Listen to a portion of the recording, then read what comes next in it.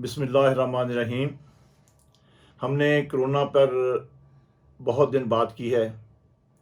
آج بھی موضوع جو بنیادی ہے اور جس کے پیچھے بھی کرونا ہی ہے، لیکن آج میں OIC جس کو آرگنائزیشن آف اسلامک کوآپریشن کہتے ہیں، ان کی توجہ اس عمل کی طرف کروانا چاہتا ہوں کہ انڈیا میں مسلمانوں کے ساتھ جس طرح زیادتی ہو رہی ہے، جس طرح ایک نفرت پیدا کی جا رہی ہے، آپ اندازہ کریں کہ کرونا کے حوالے سے،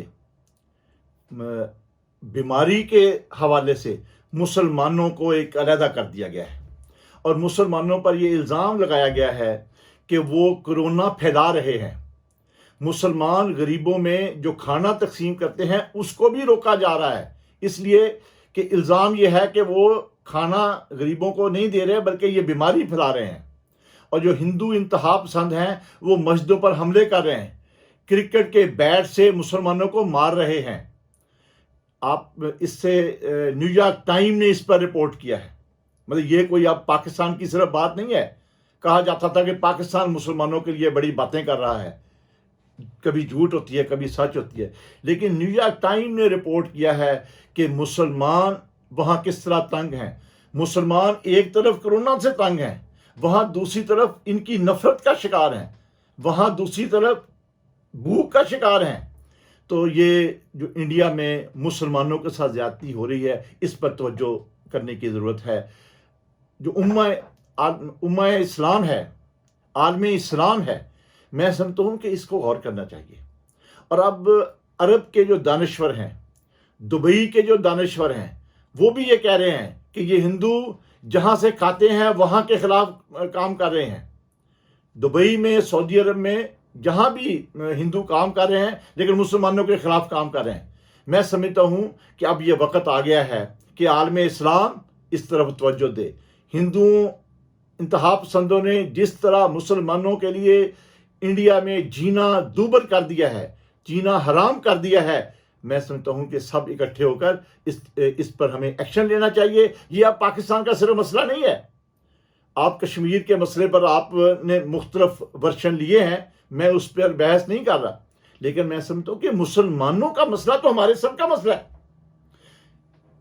عرب، گلف، تمام عالم اسلام انڈیا کو اس طرف توجہ دلائے، احتجاج کرے اور انڈیا کو روکے کہ جو مسلمانوں کے ساتھ زیادتی ہو رہی ہے اور جان بوجھ کر مسلمانوں کو ٹارگٹ کر کے کووڈ-19 کی جو پالیسی انہوں نے بنائی ہے۔ آپ اندازہ کریں کہ یہ مودی صاحب حرکت کیا کر رہے ہیں کہ کرونا پر اپنی پالیسی ان کی ناکام ہوئی ہے، وہ سنبھال نہیں پا رہے، لیکن اس کی آڑ میں وہ مسلمانوں کو ٹارگٹ کر رہے ہیں۔ اس لیے میں نے آپ کو پہلے بھی حوالہ دیا کہ نیو یارک ٹائم نے لکھا ہے کہ کرونا کے واقعہ کے بعد مسلمانوں پر حملے ہو رہے ہیں اس بنیاد پر کہ یہ کرونا پھیلا رہے ہیں۔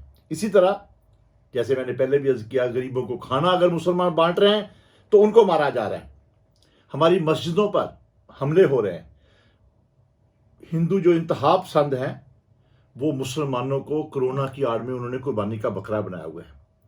یہ پاکستان کا صرف معاملہ نہیں ہے، جو میں بار بار کہہ رہا ہوں، یہ پوری دنیا کو مسلمانوں کے خلاف جو نفرت پھیلائی جا رہی ہے اس پر نظر رکھنی چاہیے۔ اور جو عرب سکالر، اس لیے یہ میں آپ کو بتانا چاہتا ہوں کہ UAE میں لوگ کہہ رہے ہیں کہ وہاں پر نفرت پھیلائی جا رہی ہے۔ ایک سعودی سکالر نے تو اس حد تک لکھا ہے کہ ہمیں اب اس پر بھی سوچنا چاہیے کہ ہندوؤں کو یہاں سے واپس بھیجا جائے۔ اور پھر میں آخر میں یہ بھی آپ کو گزارش کروں کہ وہاں حالت یہ ہے کہ دانشوروں کو، طلباء کو، وکلاء کو، صحافیوں کو اور جو بھی مودی کے خلاف اور اس مسلمانوں کے ساتھ زیادتی کے خلاف آواز اٹھاتا ہے ان کو گرفتار کیا جا رہا ہے۔ یہ کرونا تو دنیا کے لیے مصیبت بنا ہوا ہے، دنیا اس آفت سے پناہ مانگ رہی ہے، اور یہ جو مودی کی سرکار ہے یہ کرونا کی آڑ میں مسلمانوں پر کے لیے آفت بنا ہوا ہے۔ یہ زیادتی کو کبھی بھی اس کو ایکسیپٹ نہیں کرنا چاہیے۔ جو ہماری عالم اسلام کی قیادت ہے اس کو غور کرنا چاہیے۔ ابھی तेल का बहरान आया हुआ है और इस तेल के बहरान से भी हमने निकलना है। हमारे लोग अभी हमारी सारी मईशत तेल पर चल रही है। अगर आलम इस्लाम ने मुत्तहिद होकर मुसलमानों की प्रोटेक्शन नहीं की और इसी तरह इंडिया को ये मौका दिया कि वो मुसलमानों के खिलाफ इक़दाम करे, तो खुदा न खास्ता हमें बड़ा नुकसान होगा। इसलिए मैं कहना चाहता हूँ कि आलम इस्लाम को, हमारी OIC को इस पर फौरी अपना रद्द-ए-अमल देना चाहिए।